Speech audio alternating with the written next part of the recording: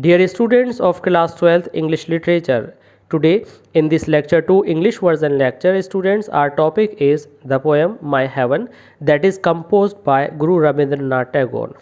Student, before we study this poem, let's come to know about this poem and its title. Students, this poem My Heaven has some other title, that is Where the Mind is Without Fear, and this poem was included in the volume called Naivedya. The original poem bears the title Prarthana. Prarthana means the prayer. This poem is a prayer to God in which poet wants and wishes that his country would be strong and full of wisdom, and the people of this country be united. Student, this is M. Rahman and you are attending ORAC classes of English language. Please, to continue your syllabus, subscribe our channel ORAC classes of English language. Please, if you like the teaching, don't forget to like, share and comment.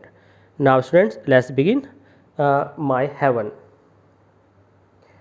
Now students, the poet says and begins his poem, where the mind is without fear and the head is held high. Here the poem begins with the clause where the mind is without fear and the head is held high. Students, you connect the place, the country where the mind is without fear and the head is held high. Here the poet says, O God, please make our country such a place where the mind of the people should be free from fear. There should be no fear, panic or any complex that could lead the people, that may lead the people to the backward. The head is held high and our country should be a place where everybody should live with proud and honor. Now students, the head, here head means the people of India. It means our country should be the place where everybody should live peacefully, where the mind, where the knowledge is free. Student, as this was the poem when he was feeling something about the citizens of India during the British rule, and the knowledge given to the people of India was full of discrimination. Good studies, good teaching, good knowledge was being given to the persons of the English. Where the knowledge is free, here Guru Rabindranath Tagore says that knowledge should be free and should be given to each and every person equally.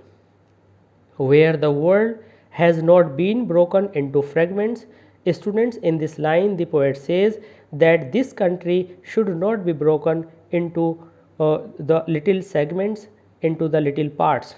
Students, these fragments may be based on religion, these fragments may be based on races and narrow prejudices. It means here the wish of the poet is that everybody should be united and they should not be broken into domestic walls, means fragments by narrow domestic walls. Narrow domestic walls means students are are mutual disputes that one religion doesn't like the other, one person thinks the other race below the mark, any person thinks others inferior. Here the poet Rabindranath Tagore says everybody should give up all these thinking that makes other inferior and in which one thinks himself superior. It means the domestic walls, the domestic discrimination should not be there. Everybody should give up and be united. Such a country should be India, where words come out from the depth of truth.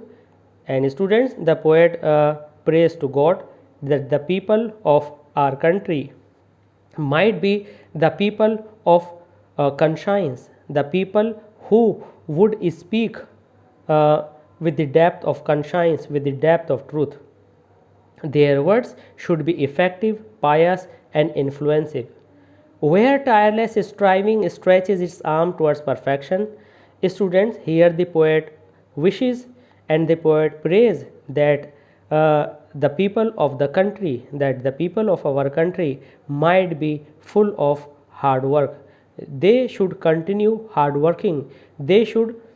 Uh, they should continue to get perfection. Students here tireless striving. Tireless striving means the people who don't feel tired, who should not feel tired and stretches its arms, and they should continue their activities. They should continue to get progress, and they should have a target to go uh, up to the perfection. Where the clear stream of reason hasn't lost its way. Here, the poet wishes that the people of India should be the people of clear wisdom, the people of modernized thoughts, the people of the right thinking. They should not lose their reasoning power into a dreary desert sand of dead habit. Means the people of India should not lose their wisdom, should not lose their reasoning by falling in the old customs, traditions, uh, and the old pattern of life where there were narrow prejudices and there were no scope of progress.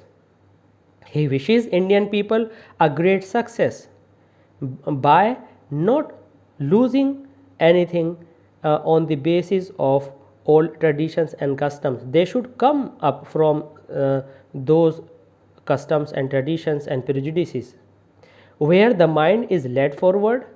And students, the poet wishes that the mind of the people of India should be in a state of ever growing condition. Means suppose they have a point of thinking and their point of views, their mind and their growth of mind should continue always, should continue forever. It means the growth of their mind should be on an increasing level forever. They should continue to get progress in their thinking and in their actions. Where the mind is led forward by thee. Thee means God. Here the poet is trying to seek help from God. Means he prays to God that he might help the people of India, the people of our country, and he help them to go further in ever widening path. Not only path, but also they should be the men of thought and action, and their thought and action should always progress. Their thoughts and actions should always be on the path that goes ever widening. Into that heaven of freedom, my father, let my country awake. Students, here the poet says, here the poet wishes, or you can say the poet prays to God that uh, God might give wisdom to our country. They should come out of the ignorance, they should come out of the uh, laziness, they should come out of the bad habits, and if they do so, our country will become a heaven in herself, in itself. Students, I am saying herself because India is called the mother. People call India the mother, that's why should come forward and make their country progressive. Students, heaven is a place where everything is fine, where everything is justified, where everything is on progress and pleasing, and such a thing, such a place is thought by Guru Rabindranath Tagore. That's why he prays to God into that heaven of freedom, means where everybody is free on his right path.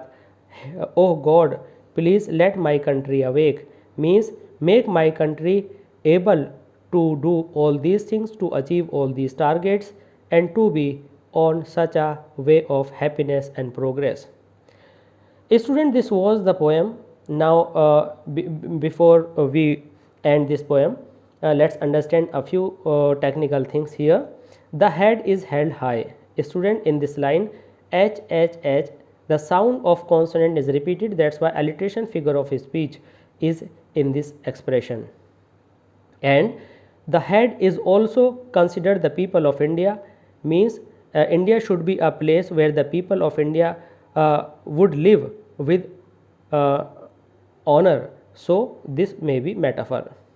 Where the knowledge is free, students, no living thing is free or not, it doesn't matter, but the freedom values for a living being. So knowledge is considered to be a living being. That's why here is personification figure of speech, because knowledge is personified.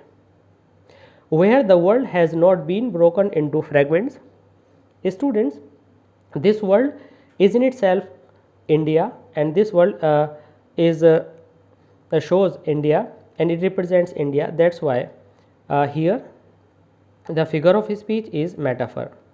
Narrow domestic walls refers to the differences between the people. That's why metaphor is also there.